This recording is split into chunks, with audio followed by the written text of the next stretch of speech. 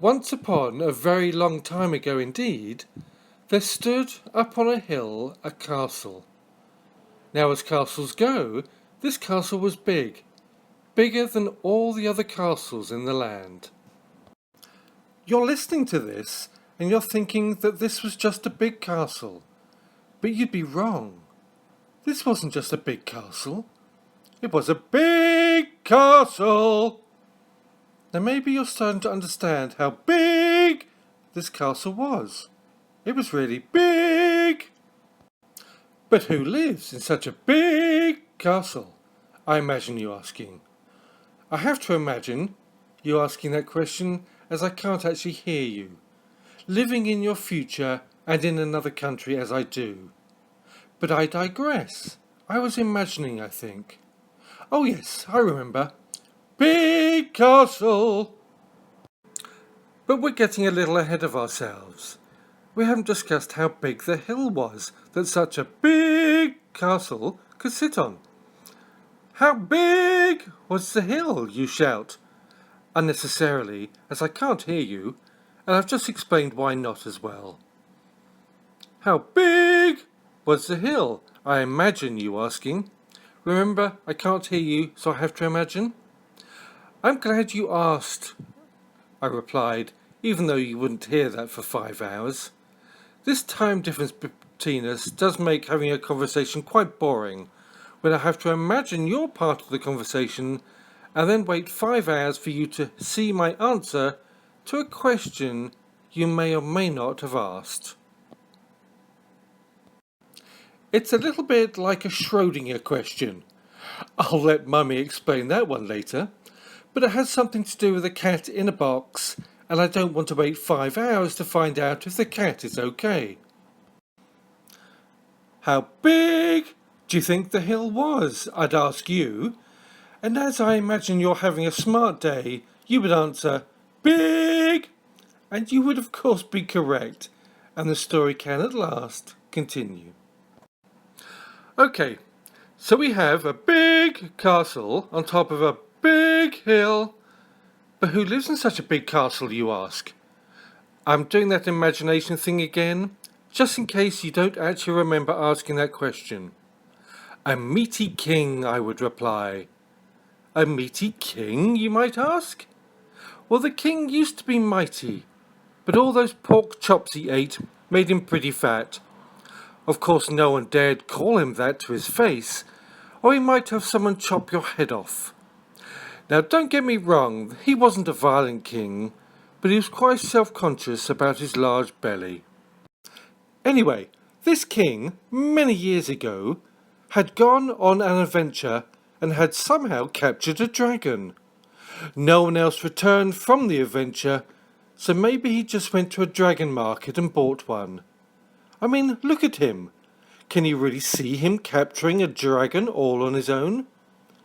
Maybe it was only a baby dragon when he caught it. Yes, that would probably make more sense. I should tell you the dragon's name at this point, but I don't really know it.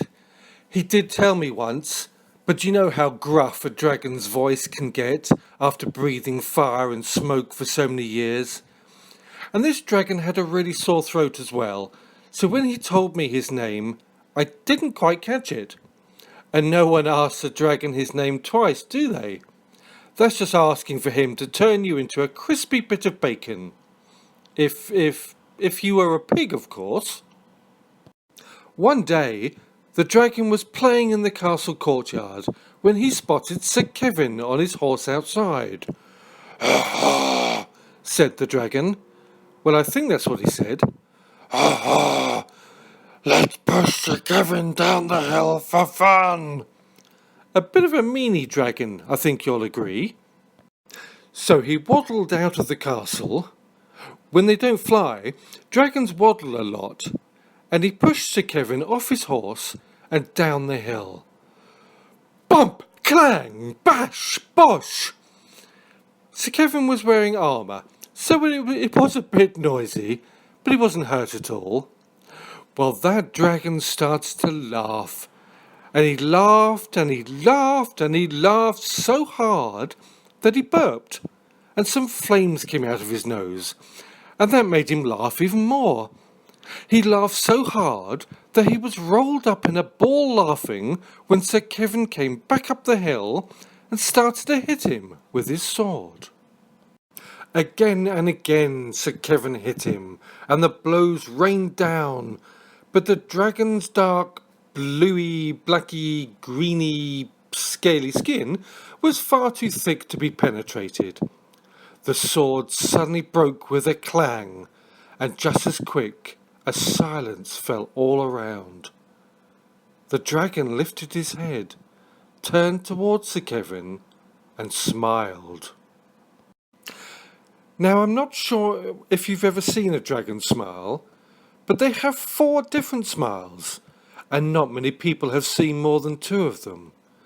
The main smile, and this is the one most people remember, is what I like to call happy and tired. Yes, it's exactly what it sounds like. A contented dragon ready for another nap. Because as you well know, dragons are one of the nappiest creatures around.